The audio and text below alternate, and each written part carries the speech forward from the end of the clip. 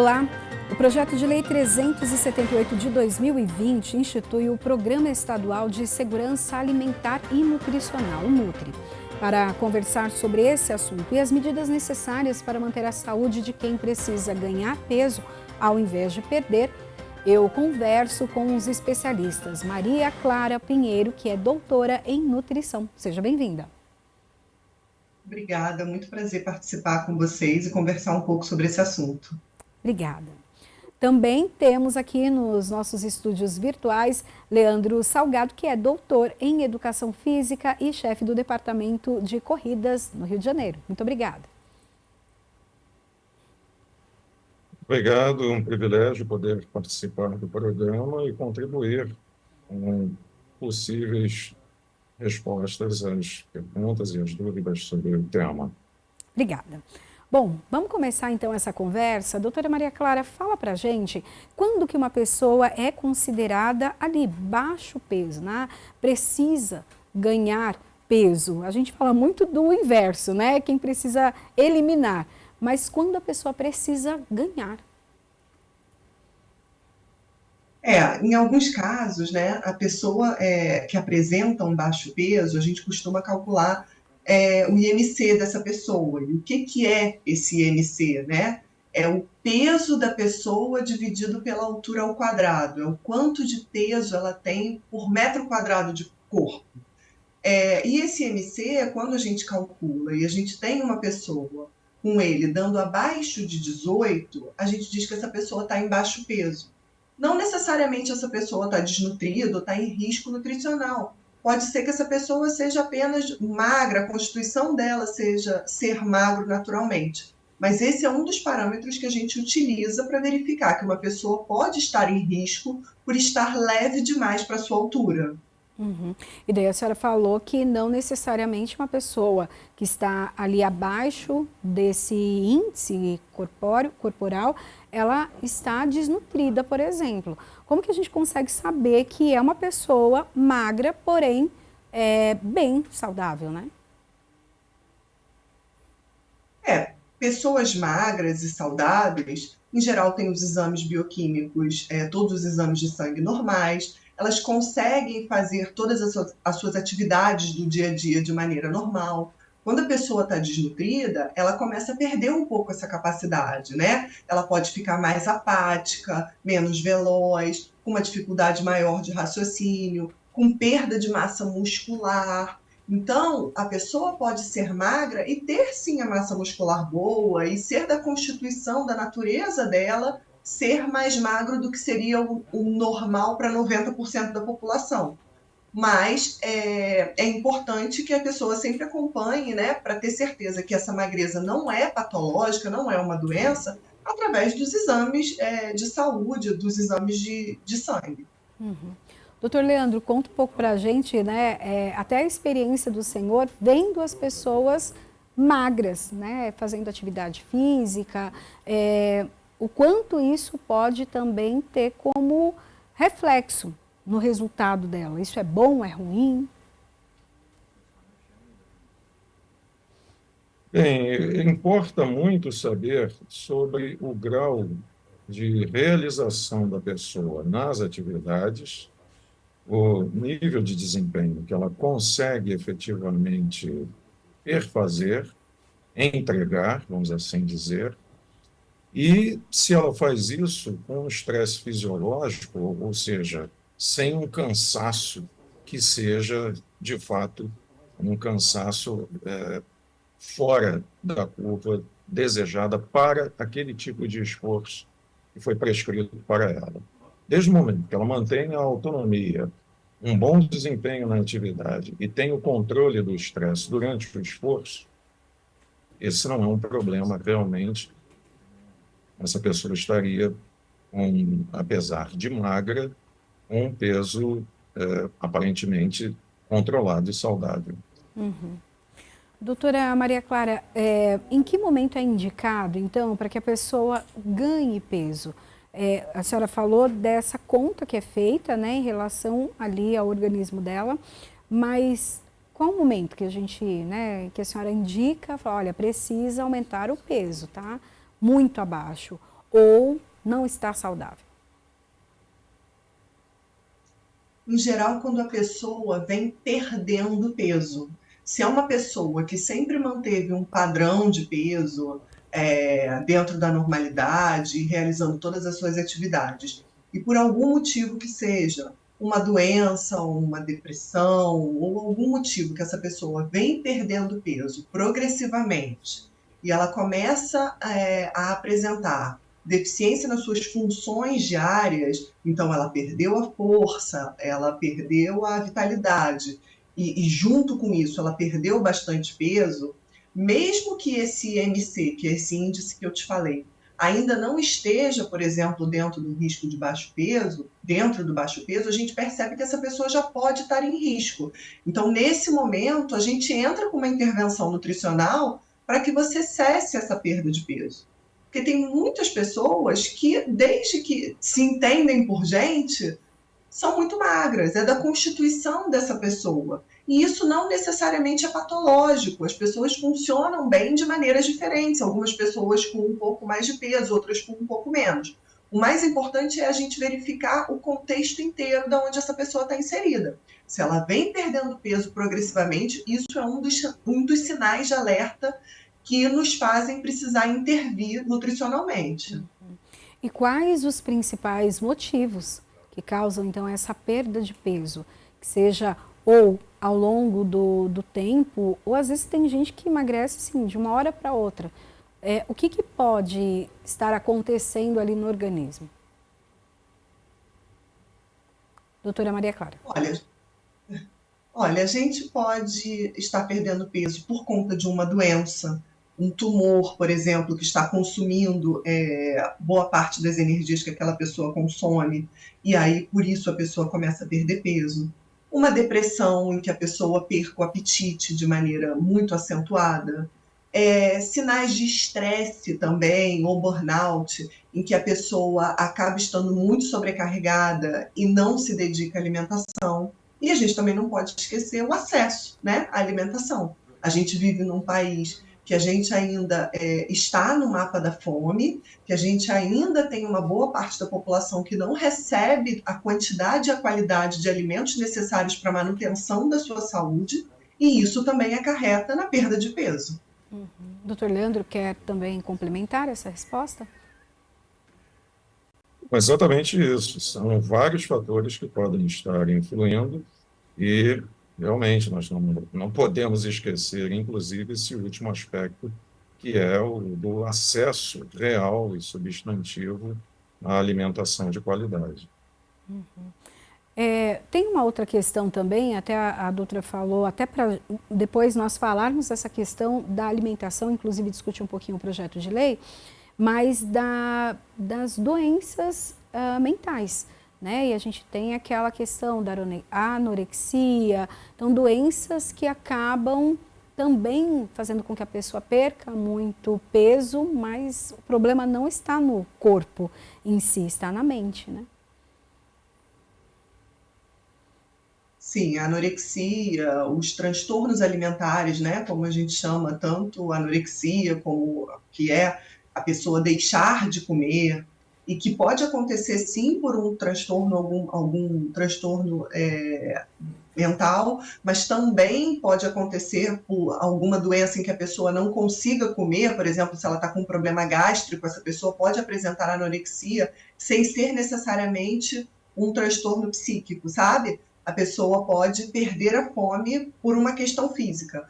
Mas falando das questões psíquicas, a gente tem a anorexia como um transtorno alimentar importante, que é deixar de comer. A gente tem a bulimia, que é um transtorno em que a pessoa procura compensar o que ela come, né? Diminuir as calorias do que ela come através de algum método compensatório. Então, ou ela expurga, vomita, ou ela faz excesso de atividade física para tentar compensar. E a gente também tem compulsão alimentar, em que a pessoa pode acabar ganhando muito peso porque ela come de uma maneira desenfreada. Então, esses transtornos da mente, eles precisam ser tratados e não podem ser negligenciados, porque eles acabam afetando de maneira muito forte a vitalidade e a saúde da pessoa física. Doutor Leandro, essa questão também dos transtornos alimentares, como é até detectado ali numa atividade física? Porque algumas pessoas já têm esse transtorno, a bulimia, de, né, colocar para fora aquilo que comeu, mas tem gente que acaba descontando também na atividade física algumas questões emocionais. Dá para perceber?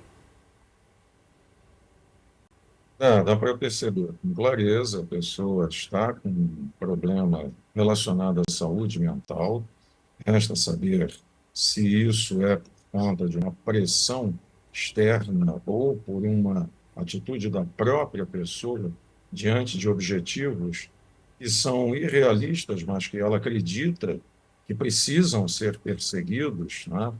É uma dificuldade, às vezes, da pessoa compreender a realidade diante dela e ela se posicionando frente a essa realidade.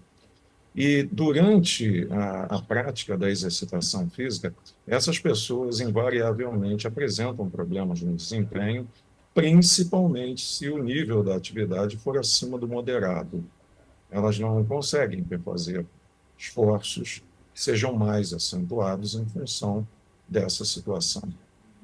Aí, doutor, nesses casos, qual é até a orientação ali para um preparador físico, alguém que trabalha em uma academia que é dessa área, para ajudar essa pessoa? Então, está identificado que há uma situação ali de desnutrição, os músculos, né, não correspondem aos exercícios solicitados.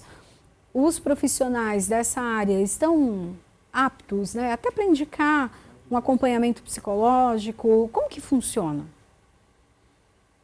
Bom, nesse caso, o problema é complexo, de fato, demanda a orientação para o auxílio psicológico ou psiquiátrico, dependendo da natureza do problema mental, do sofrimento mental, porque essa pessoa está certamente em sofrimento mental. E, logicamente, a orientação nutricional um especialista que possa acompanhar individualmente e criteriosamente a situação dessa pessoa. E lembrando que cada caso aí requer uma abordagem única e dentro do contexto em que vive a pessoa. Logicamente, há diretrizes gerais em torno da matéria. Contudo, cada pessoa é um ser humano dentro de uma realidade psicossomática e o esforço, tanto na abordagem psicológica ou psiquiátrica e nutricional, vai precisar levar em conta essas questões. Até eu quero fazer agora uma pergunta para os dois, começando pela doutora Maria Clara e depois o doutor Leandro, em relação a essa abordagem, a esse direcionamento. Muita gente deve procurar, né, a nutrição ali, o nutricionista, o profissional da nutrição, para fazer uma dieta ou acrescentar alguns alimentos para pegar peso, para ter mais peso. Assim também como no caso do educador físico. Mas quando é detectado algum problema mais grave, uma doença mental, qual é o que fazer, né? De que maneira lidar com isso? Doutora Maria Clara. A gente gosta muito de trabalhar, né, os profissionais da saúde de maneira geral, de uma maneira multidisciplinar, em que você receba o seu paciente, que você entenda que sozinho você não vai tratar dessa pessoa dependendo do quadro dessa pessoa. Então, quando o doutor Leandro falou que se o educador físico detecta uma pessoa com algum transtorno alimentar e ele encaminha para o psiquiatra, para o psicólogo, para o nutricionista, é porque essa equipe em conjunto, né, junto com o educador físico, vai conseguir fornecer um tratamento mais eficiente para a pessoa. Então, quando a gente recebe no consultório uma pessoa buscando tanto emagrecer quanto ganhar peso, e a gente detecta que existe alguma patologia, alguma possível patologia ali, por exemplo, a pessoa está tentando ganhar peso e não consegue, mesmo com os ajustes nutricionais, você começa a desconfiar que pode haver uma doença de base, que pode haver uma complicação, você precisa, né? Eu procuro sempre encaminhar para um colega especialista, para um médico da especialidade do que eu esteja desconfiando, para que o diagnóstico dessa pessoa seja fechado e, com isso, ela consiga atingir os objetivos dela.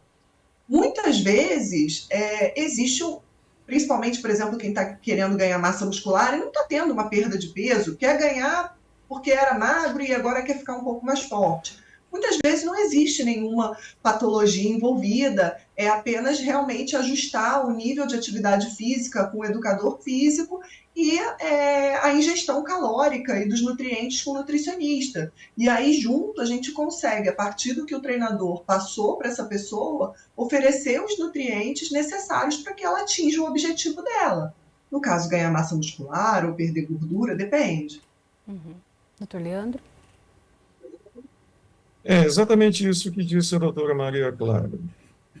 No caso do profissional de educação física, não se coloca a questão do ganho de peso para uma pessoa que está tendo problemas para aumentar o seu peso. Em geral, o profissional de educação física lida exatamente com a questão da pessoa, do indivíduo, que quer aumentar a massa muscular. E, em geral, são pessoas que nós chamamos de aparentemente saudáveis ou assintomáticas, porque se não for essa a questão, como disse a doutora Maria Clara, nós precisamos ter uma postura multidisciplinar e interdisciplinar e procurar conectar essa pessoa com os profissionais e, mais objetivamente, vão lidar com a questão. Por exemplo, pode ser um caso até para um endocrinologista, né? Pode ser que não seja um caso de ordem psicológica ou psiquiátrica, mas um caso que requer uma abordagem de endocrinologia. Então, essa é a questão que me parece central. E doutor, até a questão, né, como o senhor disse, que o educador físico ele está preocupado, né, em ajudar a ter ali uma estrutura boa para o organismo, que é trabalhar com os músculos. Com o passar dos anos, as pessoas vão perdendo essa massa. Como ajudar também essa pessoa que já está perdendo massa, então ela até está nesse momento aí de pegar um pouquinho mais de peso, até para ajudar na estrutura dela, e o caso dos idosos, que isso se acentua mais. Desde que não haja uma patologia envolvida, de que as pessoas, nesse caso, sejam aparentemente saudáveis, né? Às vezes são sintomáticas, sim, de algum problema, como, por exemplo, diabetes, hipertensão, apresentam eventualmente casos de obesidade. Tá?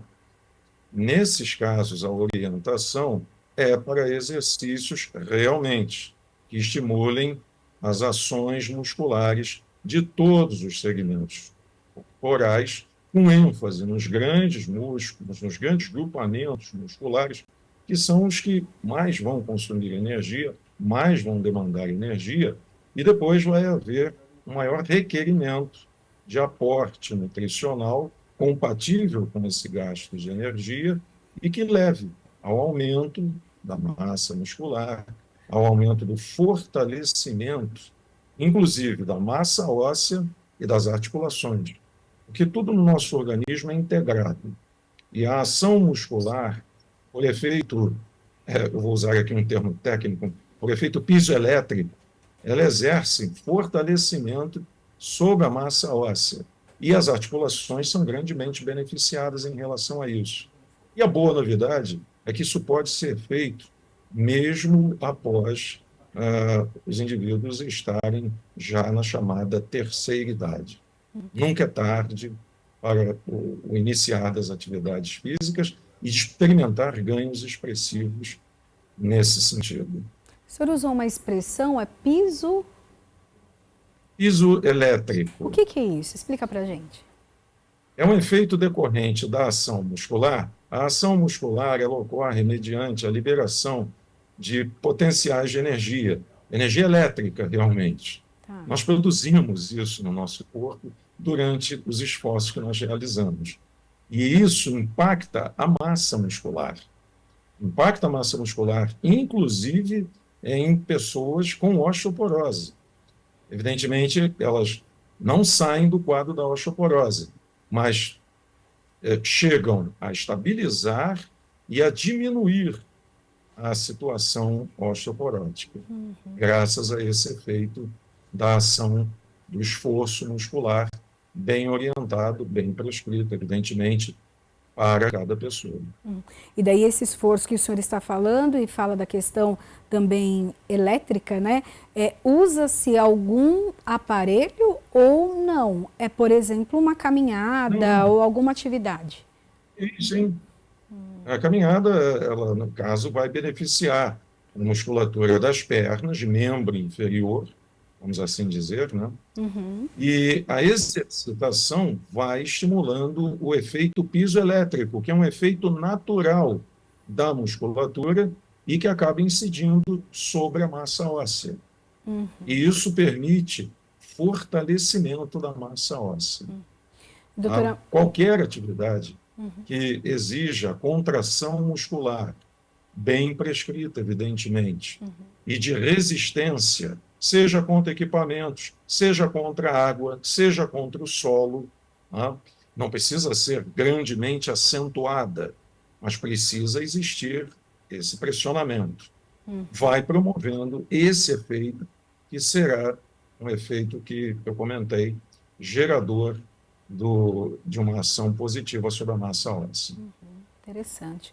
E, doutora Maria Clara, sobre a questão nutricional para a pessoa que está abaixo ali do peso, precisa aumentar o peso, levando em consideração os idosos que já têm essa perda muscular, qual é a indicação? O que é o ideal? Que tipo de alimentação é ideal para essas pessoas? Lembrando que cada caso é um caso, a gente pensando no grupo dos idosos que já tem uma perda de massa muscular importante, que pode já estar sofrendo de osteoporose, osteopenia, o ideal é que a gente dê um bom aporte de proteína para essa pessoa. É muito comum, por exemplo, que na terceira idade, mais para o avançar da terceira idade, as pessoas consumam menos proteína. Até pela carne ser mais dura, a preferência do idoso começa a ser maior pelo carboidrato. Então, a gente não negligenciar esse nutriente, quando eu digo proteína, eu estou dizendo todos os tipos de carne, peixe, frango, ovo, leite. A gente pensa em colocar esses nutrientes bem distribuídos ao longo do dia da pessoa, para que ela tenha um bom aporte de proteína, que é um nutriente essencial tanto para a formação de massa muscular, mas também para quase tudo que acontece no nosso corpo. Então, todo o nosso sistema imunológico é constituído por proteínas, todas as enzimas do nosso corpo são constituídas por proteínas. Então, a gente precisa desse nutriente numa quantidade adequada para que o corpo fique suprido. Claro, também que a gente precisa dar um aporte de caloria adequado. Essa pessoa precisa ter um superávit calórico, se a ideia é ganhar massa muscular. Porque ganhar peso, quando a gente pensa, por exemplo, num idoso que desnutriu, numa pessoa que perdeu muito peso, uma pessoa que perdeu, por exemplo, 10 quilos, perdeu 8 quilos de massa muscular, massa magra e 2 de gordura. Se você faz essa pessoa ganhar peso e o que você está fazendo ela ganhar é gordura, você não está fazendo ela ganhar saúde, porque ela precisa ter novamente massa magra para conseguir executar as atividades do dia a dia. Se essa pessoa perdeu massa magra e você colocou massa gorda nessa pessoa, gordura, você engordou a qualquer custo, você na verdade está prejudicando essa pessoa. Você imagina, deixa eu colocar mais uma caneleira aqui de 2 quilos no meu braço, não vai ficar mais difícil para levantar o braço? É isso que acontece se for gordura. Então a proteína ela tem esse papel de ajudar que a gente ganhe massa muscular, junto com o superávit calórico. E aí a gente vai dar essas calorias através de carboidrato e gorduras, dependendo da tolerância da pessoa. Bom, nós vamos fazer um rápido intervalo, daqui a pouquinho a gente volta. Até já deixo aí a pergunta para a doutora Maria Clara. A senhora falou que as pessoas precisam ingerir um pouco mais, então, de proteína e aumentar o valor calórico. Proteína, para quem é vegano, vegetariano, como que fica essa conta para fechar e também é aumentar a quantidade de comida? A senhora vai falar para a gente daqui a pouquinho.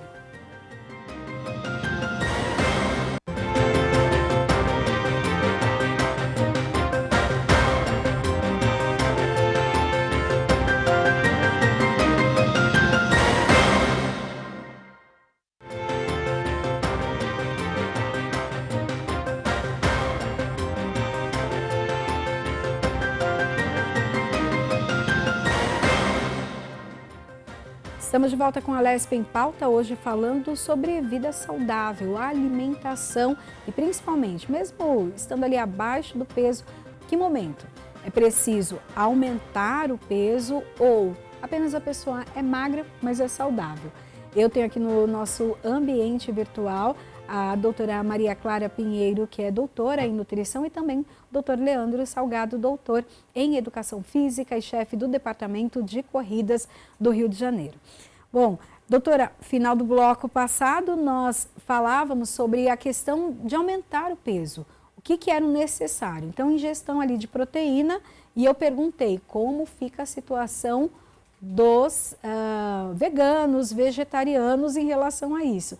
E também a senhora falou aumento calórico. O que significa isso? Tem que comer mais? Então, os pacientes vegetarianos, veganos, as pessoas que não consomem proteína animal, carne, elas podem ter o seu aporte de proteína completamente adequados. Seja consumindo grãos, então a gente tem muita proteína em feijão, grão de bico, lentilha, soja, tofu, cogumelos, ou se a pessoa é vegetariana e consome ovos e leite, essa pessoa também tem um bom aporte de proteína. Então, não é necessariamente consumindo só carne que essa pessoa consegue atingir as necessidades proteicas dela. O que eu brinco muito com meus pacientes vegetarianos é o seguinte: não dá para abrir mão da carne e virar um vegetariano que não tem uma dieta equilibrada, porque a sua chance de ter um déficit nutricional é muito grande. Então, aquele vegetariano que não come vegetais, eu brinco, né? Que come só pão e macarrão. Aí, realmente, a gente fica com uma deficiência proteica importante. Mas se a pessoa tiver uma dieta equilibrada com esse consumo de grãos, ela atinge completamente a necessidade proteica dela. E falando em termos de aumentar a caloria, é isso mesmo, é comer mais. E comer mais pode funcionar para algumas pessoas. Algumas pessoas conseguem comer mais se tiverem um plano nutricional desenvolvido para elas. Mas muitas pessoas que estão com baixo peso, elas não conseguem comer mais. Elas precisam aumentar a sua densidade calórica da dieta, elas precisam comer mais caloria, mas elas não aguentam aumentar a quantidade no prato. E aí que entra o manejo nutricional da gente colocar alimentos que sejam muito calóricos. Por exemplo, regar a comida da pessoa com azeite, colocar oleaginosas, castanhas, que são alimentos muito calóricos, colocar a proteína em purês, em sopas, de maneira que a pessoa consiga se alimentar destes alimentos, sem precisar, de repente, por exemplo, estar comendo um bife. E, se necessário, utilizando suplementos nutricionais, que são muito conhecidos dentro dos meios de academia, mas que não são utilizados só, por exemplo, por praticantes de atividade física. Podem ser utilizados por pessoas que não estão conseguindo consumir a quantidade calórica, proteica, por algum determinado motivo. Uhum. Essa era até a minha pergunta já para o doutor Leandro. Esses suplementos, aquilo que lá na academia acabam indicando também. Até que momento isso é bom para a pessoa, ela vai ajudar a ganhar a massa magra, ajudar inclusive a elevar o peso, e precisa ter orientação para tomar esse tipo de suplemento? Sim, eu vou aqui destacar que eu, como profissional de educação física, não concordo que os profissionais de educação física façam essa prescrição de suplementos. Tá. Nós temos, dentro da abordagem multidisciplinar, profissionais que são dedicados a essas questões. Eu posso identificar a necessidade de suplementos, isso sim, mas prescrever suplementos, não. Infelizmente, em algumas academias, isso se transformou até mesmo em fonte de renda. Mas existe uma questão ética a ser observada aí e uma questão, inclusive, que pode afetar a saúde das pessoas, sim. Tá? Então, a indicação de suplementos ela pode ser válida, mas desde que prescrita por nutricionistas, médicos, pessoas que vão avaliar, inclusive, o perfil bioquímico da pessoa com muito mais propriedade, fora do escopo, fora do campo da atuação do profissional de educação física. Então, o profissional pode identificar. Outra coisa é ele prescrever, recomendar os suplementos alimentares. Doutora, quais os riscos das pessoas, então, tomarem de forma, né, sem uma indicação realmente ali de um nutricionista, um profissional da saúde nessa área? Quais os riscos? Os riscos são desde os mais simples, como estar picando dinheiro usando um suplemento que você não tem necessidade de usar, ou um suplemento que não foi indicado para o que você precisa, desde uma sobrecarga no seu corpo, que pode ir de uma sobrecarga hepática, você pode estar sobrecarregando o seu fígado por excesso de suplementação com algum nutriente, uma sobrecarga renal. Você pode estar utilizando suplementos numa quantidade que pode alterar os seus exames bioquímicos. Então, isso tudo precisa realmente, antes dessa prescrição, de que tenha uma avaliação. Os suplementos, na sua grande maioria, são aliados, são seguros se bem prescritos, se bem utilizados, mas para eles terem a sua função otimizada, você precisa individualizar. Então, não é porque a pessoa pratica, por exemplo, musculação, todo mundo que pratica musculação precisa tomar o whey protein, que é um suplemento de proteína extraída do soro do leite. Existem pessoas que podem atingir os mesmos resultados sem precisar necessariamente dessa suplementação, apenas com comida de verdade. E existem outras pessoas que não praticam, por exemplo, musculação e que têm indicação do uso dessa proteína porque não conseguem obter na alimentação a quantidade adequada. Então, é sempre avaliar caso a caso, passar por um nutricionista, um endócrino, e o que o doutor falou é muito importante, né? Eu acho que é importante cada um no seu quadrado. Então, eu não posso, por exemplo, o paciente às vezes chega para mim, o que eu tenho que fazer para ganhar massa? Qual é o exercício que eu tenho que fazer? Não sei. Eu sei o que eu tenho que te dar para comer e o que eu tenho que te suplementar, baseado no que o seu educador físico prescreveu para você como exercício. Então, isso é importante, sabe? Essa parceria entre os profissionais. Uhum. E até, doutor Leandro, como que a pessoa identifica realmente que ela está abaixo do peso se ela não foi na nutricionista, não fez os exames? Porque às vezes olha ali para o idoso, já vê uma pele mais fininha, aperta, puxa, fala, não, acho que está muito flácido, acho que está muito magro. E acaba falando, não, tem que ir ali para a academia para fortalecer. É um sinal isso? Essa flacidez no organismo, a gente pode falar que está ligado ali à falta de atividade física ou não? Pode ser alimentação? Podem ser as duas coisas. A flacidez pode ser decorrente de um tônus muscular fragilizado e pode ser também que essa pessoa esteja com a dieta fora do equilíbrio apropriado para a idade dela. E daí nós temos esse efeito. O que é importante considerar é exatamente caso a caso, observar a pessoa e, a partir dessa observação, serem feitas medições, exames, até chegarmos ao entendimento do porquê desse peso não estar aparentemente apropriado para aquela pessoa. Uhum. Doutora Maria Clara, uma palavra, né, que o pessoal acaba usando muito mais na questão do ganho de peso, né, de quem está acima do peso, é o efeito sanfona. Então, fez atividade física, fez ali uma dieta orientada até pelo nutricionista, mas de repente parou tudo, efeito sanfona, volta.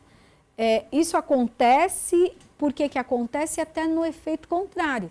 Quem conseguiu, que estava muito abaixo do peso, conseguiu ganhar, mas perdeu tudo. Acontece? Acontece, para os dois lados acontecem, e uma das coisas que eu identifico como sendo é, um protagonista nessa questão é o fato das pessoas fazerem mudanças para atingir o objetivo de emagrecer ou engordar que não são viáveis de serem mantidas para sempre. Eu sempre brinco que dieta, e dieta não quer dizer só restrição alimentar, quer dizer comer, precisa ser algo que se encaixe na sua rotina. Se você vai fazer um plano alimentar extremamente restrito ou extremamente difícil de ser implementado para o resto da sua vida, em algum momento você vai deixar de lado. Seja quando você atingiu o seu objetivo ou antes mesmo disso, porque você não deu conta de continuar fazendo esse plano, né? Então, o ideal é que quando a gente vai colocar atividade física na nossa vida e fazer mudanças nutricionais na nossa vida, que a gente pondere, eu sei que a gente tem pressa, que as pessoas querem um resultado imediato, mas que a gente pondere que, se não for algo que consiga ser sustentável, você vai em algum momento retroceder. Eu brinco, não, vou fazer uma dieta muito maluca ou um exercício extenuante. Isso muitas vezes é a característica de um atleta, de uma pessoa que a profissão dela exige isso, né? Que ela precisa ter aquela melhor performance ou bater aquele peso de repente para uma luta. Mas que se a pessoa ela está em busca de uma melhor qualidade de vida, de uma melhor saúde, o radicalismo não vale a pena. E uma segunda questão é que quando, por exemplo, numa restrição alimentar para que a pessoa perca peso, alguém que esteja acima do peso, ela faz uma restrição muito severa e não adequada, ela não perde só gordura, ela acaba perdendo um pouco de massa magra. E com isso o metabolismo dela cai. Se ela volta para o mesmo padrão alimentar que ela tinha antes, ela engorda com mais facilidade, porque agora o metabolismo dela é mais lento. Então é muito importante que tanto o ganho quanto a perda de peso sejam monitorados para que você não esteja fazendo nada de maneira extremista e acabe retrocedendo nos seus ganhos. Uhum. Doutor Leandro, sua opinião em relação a isso e até precisa fazer atividade física todo dia? Bom, é importante, complementando o que disse a doutora, é importante destacar que os objetivos, tanto com relação a atividades físicas quanto à orientação nutricional, precisam ter base em objetivos realistas, factíveis, e ela foi muito, eu diria, feliz ao acrescentar que isso tem que estar perfeitamente adaptado à rotina das pessoas. Senão, vai haver um problema de falta de regularidade. E tanto para as atividades físicas como nas questões de ordem nutricional, a regularidade é uma chave importantíssima para o êxito do processo. As pessoas estão preocupadas muito com resultados, mas resultados, eles são decorrentes de processos. E os processos é que precisam ser reajustados de tempos em tempos, sempre com base realista, nunca indo além do que a pessoa tem estabelecido como limite, na verdade, atuando abaixo dos limites, principalmente em se tratando de esforço físico, porque no limite ou acima, somente com atletas, evitando-se dor, por exemplo, durante a exercitação física. Existe um, um ditado, né? Sem dor, sem ganho, no pain, no gain. Isso não é verdadeiro em se tratando de pessoas que não são atletas. Mesmo atletas recreacionais, isso não é indicado. Isso pode levar a lesões e pode levar exatamente ao efeito contrário, que é o abandono temporário ou às vezes definitivo da atividade física por causa da lesão. Então é importante que se estabeleçam objetivos realistas que possam ser mantidos durante um bom tempo e, muito embora as pessoas tenham pressa e queiram resultados imediatos, não adianta pensar que o ganho expressivo de peso ou a perda expressiva de peso se darão em pouco tempo. Isso não acontece. Aquilo que levou muitos anos para ser estabelecido no nosso organismo, a menos que seja por via cirúrgica, e há um preço muito alto em relação a isso, não pode levar pouco tempo para ter um novo nível de equilíbrio, nível esse que todos nós desejamos que seja saudável e sustentável. Bom, agora eu quero conversar um pouquinho com os nossos convidados em relação ao projeto de lei de número 378 de 2020, que institui o Programa Estadual de Segurança Alimentar e Nutricional, o Nutrir. Então, a pergunta para os dois, começando pela doutora Maria Clara, a questão alimentar. A senhora comentou, né, que nem sempre comer e ter a quantidade de comida é ali o essencial, mas é uma alimentação realmente de qualidade. Como que se trabalha isso? Tanto do acesso quanto das escolhas. O que acontece? Receber calorias de maneira adequada, então não estar com fome, estar recebendo calorias de maneira adequada, não quer dizer necessariamente que a gente está se nutrindo bem. Então, você pode, por exemplo, ter uma refeição completa com um prato, por exemplo, de arroz, feijão, bife, salada, que vai ter 400 calorias, e você pode comer essas mesmas 400 calorias oriundas de meio pacote de biscoito.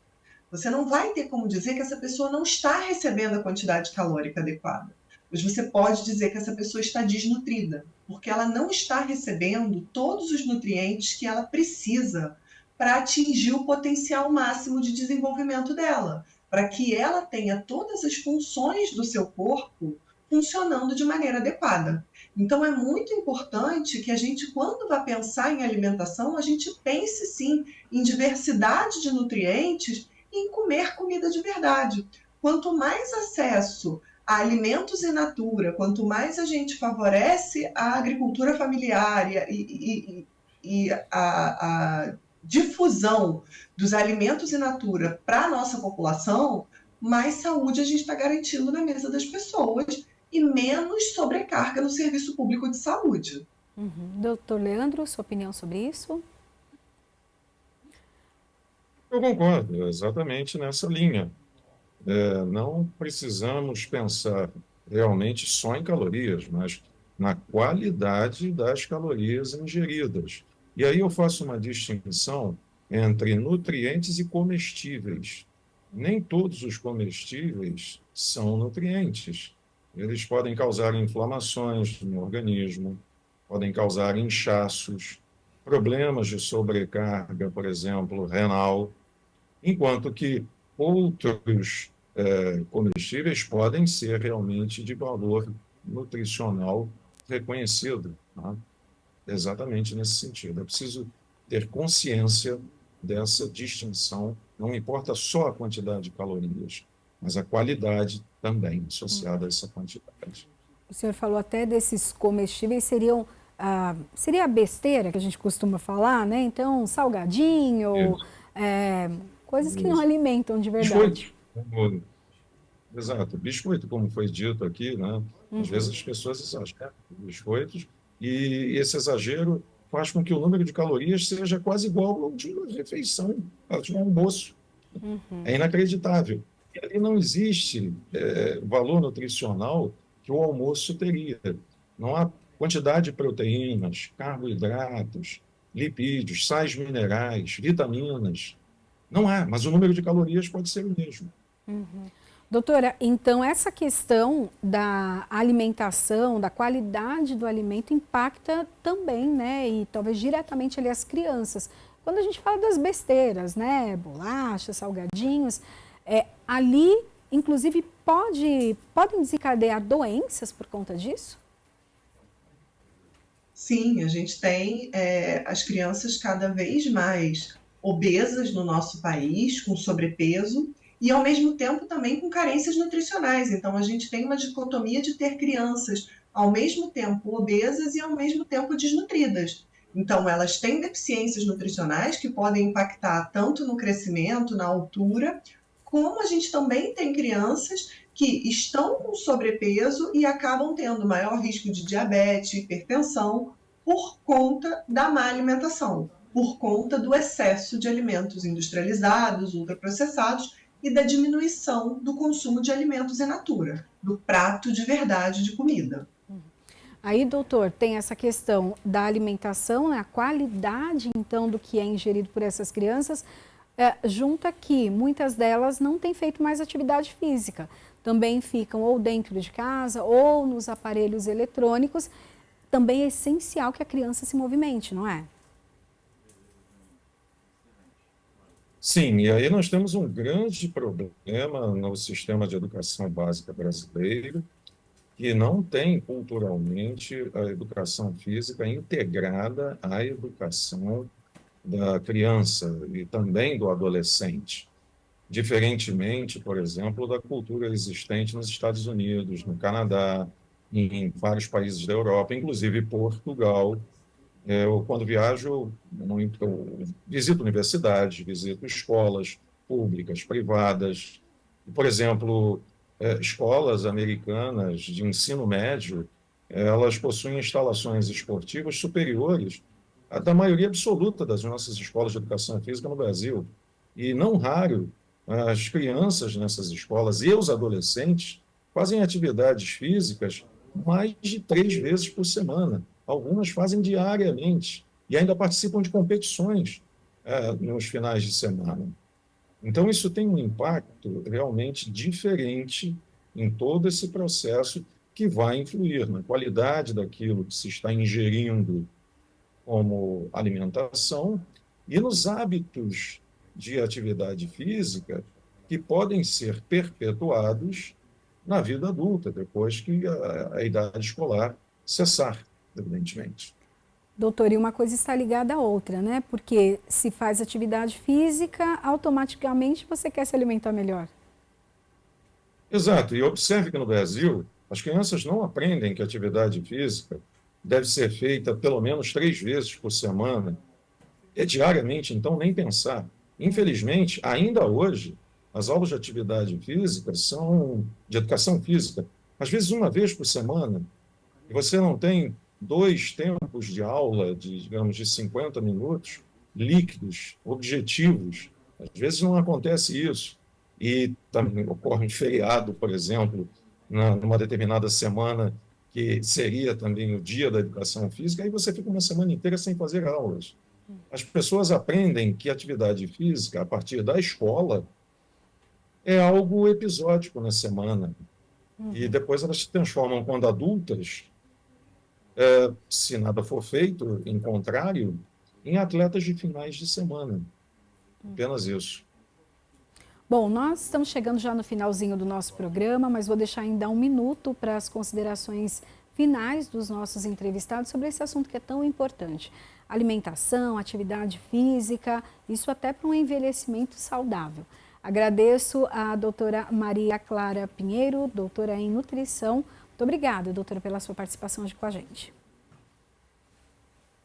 Eu que agradeço, foi muito bom essa conversa com você e com meu colega. É muito interessante a gente focar sempre em ter bons hábitos. Não dá para fazer necessariamente sempre o melhor. Em muitos momentos a gente não vai conseguir fazer atividade física todo dia e comer o melhor prato todo dia, mas não desistir de ter isso em mente, não desistir de alcançar, de buscar alcançar uma vida equilibrada, com bons hábitos, para que a gente tenha uma longevidade com qualidade, porque hoje em dia a nossa expectativa de vida é muito maior e a gente tem sim que viver mais e com qualidade, a alimentação e a atividade física andam juntas disso. Então, o meu recado final é que vocês procurem comer da melhor maneira que vocês puderem, comendo o máximo de comida de verdade que vocês puderem, com o mínimo de ultraprocessado e abrindo o mínimo de embalagem que for possível. Obrigada, doutora. Também agradeço a participação com a gente de Leandro Salgado, que é o doutor em Educação Física e chefe do Departamento de Corridas do Rio de Janeiro. Muito obrigada. Departamento de Corridas da Escola de Educação Física da Universidade Federal do Rio de Janeiro. Ah, sim. Muito obrigado pela oportunidade da participação nessa conversa com também a doutora Maria Clara. É muito importante conversarmos sobre essas questões, que são questões de interesse da população em geral e que possuem repercussão na saúde pública. E o que eu posso dizer aqui é que nós precisamos ter realmente o desenvolvimento de hábitos que sejam regulares, com metas realistas quanto à alimentação, quanto aos exercícios e também com relação às horas de sono, né? E no tocante à alimentação, diferenciar nutrientes de comestíveis sem valor nutricional. Isso é muito importante, porque não é o que importa. O que importa não são apenas as calorias em si, mas a qualidade das calorias, a origem das calorias. E com relação aos exercícios físicos, acreditem que os mais importantes são os de baixa intensidade e moderada intensidade. Eventualmente, se a pessoa estiver com muita vontade, os exercícios de alta intensidade, mas eles não são absolutamente necessários. E o importante, tanto na nutrição quanto na atividade física, é realmente estabelecer uma condição de hábitos regulares, o maior tempo possível, para atingirmos, como disse a doutora Maria Clara, a longevidade com qualidade de vida, com saúde e qualidade de vida, preservando a nossa economia e aproveitando as boas coisas que a vida tem a nos oferecer. É verdade. Muito obrigada aos entrevistados e o programa Alesp em Pauta fica por aqui. A gente se encontra na programação da Rede Alesp. Até o próximo programa. Tchau, tchau.